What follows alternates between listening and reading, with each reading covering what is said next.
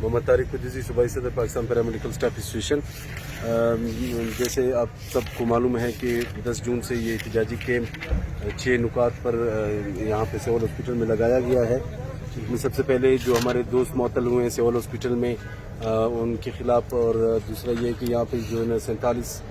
آیا اور دائیوں کو جو ہے ٹرانسفر کیا گیا ہے ان کے اس پہ، اور ایک جو صوبائی 2 مطالبات ہیں اپنا اپگریڈیشن اور سروس اسٹرکچر، تو یہ 6 نکات کے لیے احتجاجی کیمپ سول ہاسپٹل میں پیرامیڈیکل اسٹاف کی طرف سے لگائے گئے ہیں۔ فی الحال تاحال ہمارے حکومتی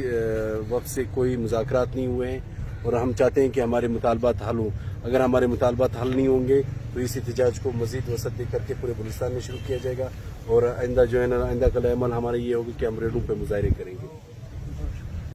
president Pakistan paramedical association civil اسپتال یونٹ کوئٹہ حاجی محمد شفا مینگل، سب سے پہلے تو میں آپ کا شکریہ ادا کرتا ہوں کہ آپ آئے اور اپنے قیمتی وقت سے ہمیں وقت دیا۔ جیسے کہ ہمارے صوبائی پریزیڈنٹ نے کہا کہ ہمارے کچھ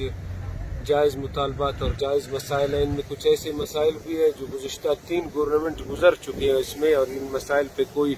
عمل نہ ہوئی۔ اس کرونا اور اس مصیبت اور اس آفت کے وقت جو دنیا کو ہماری ضرورت ہے، اور ہمیں اس طرح سے ہمیں ہمارے خواتین اسٹاف کو جس طرح پریشان کیا جا رہا ہے، جس طرح ہمارے لوگوں کے ساتھ رویے کیے جا رہے ہیں، مجبور ہو کر ہم نے ایک احتجاجی کیمپ ایک پرامن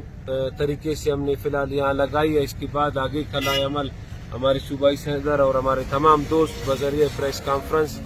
انشاءاللہ اطلاع کریں گے۔ پہلے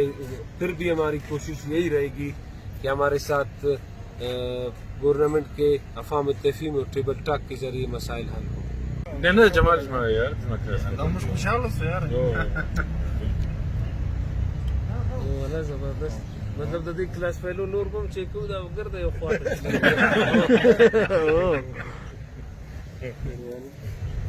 اما چا ستاسو د ملک صاحب چا